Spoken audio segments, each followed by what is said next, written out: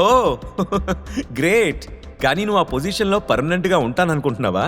అక్రమ్ సార్కి నీ మీద జాలి కలిగింది కాబట్టి నీకు ఒక అవకాశం ఇచ్చాడేమో. కానీ ఏదో ఒకరోజు నిన్ను తన్ని బయటకు తరిమేస్తాడు. నీలాంటి వాళ్ళు ఆయనకి బయట లక్షల్లో దొరుకుతారు అంది. లేదు, ఆయన అలా చేయరు. ఆయనకు 1,00,000 మంది దొరకచ్చు, కానీ నాలాంటి వాడు ఒక్కడు కూడా దొరకడు అని అభినవ్ కాన్ఫిడెంట్గా చెప్పాడు. అనన్య కోపం అసహాయతగా మారిపోయింది. నేనేం పాపం చేశానో ఈరోజు నీతో చెప్పించుకునే పరిస్థితికి దిగజారాను. ఆ రోజు నువ్వు నా గదిలోకి అసలు ఎలా వచ్చావు? ఎందుకు వచ్చావు? డోర్ క్లోజ్ చేయకుండా పడుకోవడం వల్ల నా జీవితం మొత్తం తలకిందులైపోయింది. అసలు నీ పేరు తప్ప నీ గురించి, నీ ఫ్యామిలీ గురించి నాకు ఏమీ తెలీదు. అలాంటి నువ్వు అక్రమ్ సార్ని ఒప్పించి నా పరిస్థితుల్ని మారుస్తా అంటే ఎలా నమ్ముతాను? ఒకసారి వెళ్ళి నీ ఫేస్ అద్దంలో చూసుకో అనేసి తలుపు వేసుకుంది అనన్య.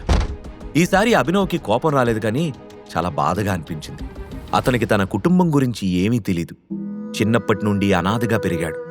తన జీవితంలోకి వచ్చిన ఎవరినైనా ప్రేమించడం తప్ప ద్వేషించడం తెలీదు. ఇదంతా ఆలోచిస్తూ ఉన్న అభినవ్ ఫోన్కి తన క్లాస్మేట్ హరీష్ నుంచి మెసేజ్ వచ్చింది. రేపు సాయంత్రం కాలేజ్ రీయూనియన్ పార్టీ ఉంది, ఈ అడ్రస్కి టైంకి రా అని ఆ మెసేజ్ సారాంశం. అభినవ్ కాలేజీలో చదువుకునే రోజుల్లో తన పేదరికం చూసి అందరూ ఎగతాళి చేశారు. ఖచ్చితంగా తనని అవమానించడానికే ప్లాన్ చేసుంటారని భావించాడు. అయినా కూడా ఇప్పుడు అతను టైగర్ కాబట్టి దేనికి భయపడాల్సిన పనిలేదు. అందుకే అక్కడికి వెళ్లాలని డిసైడ్ అయ్యాడు.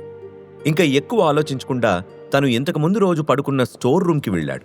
అలా బెడ్ పైన తల వాల్చగానే అక్రమ్ నుండి ఫోన్ వచ్చింది. దాంతో ఫోన్ లిఫ్ట్ చేసి చెవి దగ్గర పెట్టుకున్నాడు. అవతల నుండి అక్రమ్ మాట్లాడుతూ, టైగర్, నేను జెన్నీతో మాట్లాడాను. నువ్వు అడిగిన జాబ్ కన్ఫర్మ్ అవుతుంది. ఇంటర్నెట్లో నీ వీడియో కూడా వైరల్ అవుతుంది కదా, దాన్ని కూడా తీసేయడం గురించి మాట్లాడతాను. కొద్దిసేపట్లో అన్నీ మాయమైపోతాయి అని చెప్పాడు. Thank you. నేను కూడా నా మనసు మార్చుకున్నాను. నాకు మేనేజర్ పోస్ట్ అవసరం లేదు, దానికంటే ఏదైనా చిన్న పోస్ట్ ఇవ్వండి చాలు అని అడిగాడు అభినవ్. ఎందుకు అని అక్రమ్ ఆశ్చర్యంగా అడగడంతో, నిజానికి నాకు వేరే సహాయం కావాలి. అనన్య ఏదో సమస్యలో ఇరుక్కుపోయింది. తనని నువ్వు మాత్రమే బయటికి తీసుకురాగలవు. తన ఫ్యామిలీలో వాళ్లకు నేను ఎవరో కూడా తెలియాల్సిన అవసరం లేదు. అందుకే నిన్నొప్పించడానికి నా మేనేజర్ పదవిని త్యాగం చేశానని చెప్తాను అని చెప్పాడు అభినవ్. నీ ప్లాన్ బాగుంది. ఇలా చేస్తే ఖచ్చితంగా నీ ఐడెంటిటీ బయటపడదు. దాంతోపాటు నీ పని కూడా పూర్తయిపోతుంది అని అభినవ్ని మెచ్చుకున్నాడు అక్రమ్. సరే అయితే అని చెప్పిన అభినవ్ ఫోన్ కట్ చేస్తూ ఉండగా, టైగర్, ఒక్క నిమిషం. హర్యానా ఎక్కడుంది అని బాలరాజ్ని అడిగావు కదా, కొద్ది రోజుల్లో వేలంపాట జరగబోతుంది. దానికి ఆమె అటెండ్ అవుతుందని ఇన్ఫర్మేషన్ వచ్చింది అని చెప్పాడు అక్రమ్. హర్యానా పేరు వినగానే బాలరాజు చెప్పిన మాటలు గుర్తుకొచ్చి వీలైనంత తొందరగా ఆమెను కలవాలని అనుకున్నాడు అభినవ్. హర్యానాని కలవడంలో అభినవ్ ఉద్దేశ్యమేంటి? అభినవ్ హెల్ప్ చేశాడని అనన్యకి తెలిస్తే అతణ్ణి పెళ్లి చేసుకోవడానికి ఒప్పుకుంటుందా?